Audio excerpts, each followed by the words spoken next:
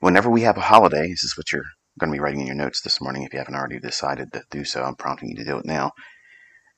On the heels of any holiday that impacts trading normal hours, anytime that occurs, the very next trading session, the morning is very, very, very low probability, meaning that it can be choppy initially, or the entire morning session could be a wash, meaning that we may not get a clean entry, we may not get anything that makes any real technical sense to be a part of it, but it's beneficial for you to be observing it.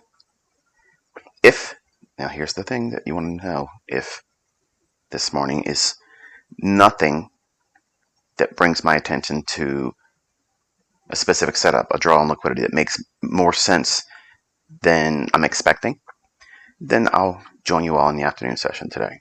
So you'll get potentially two. So don't be upset if there's nothing clean this morning.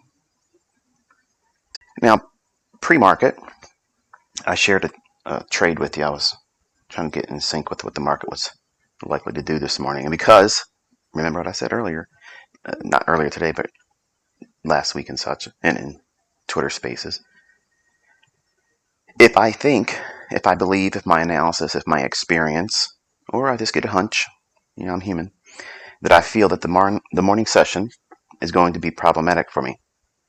If it's going to be choppy, if it's going to be listless, aimless, low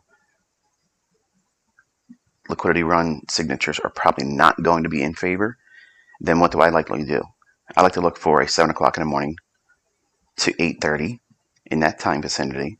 I look for an opportunity to take a trade there. And what that does, number one, it removes the necessity for me to do what when 9:30 comes? Push the button.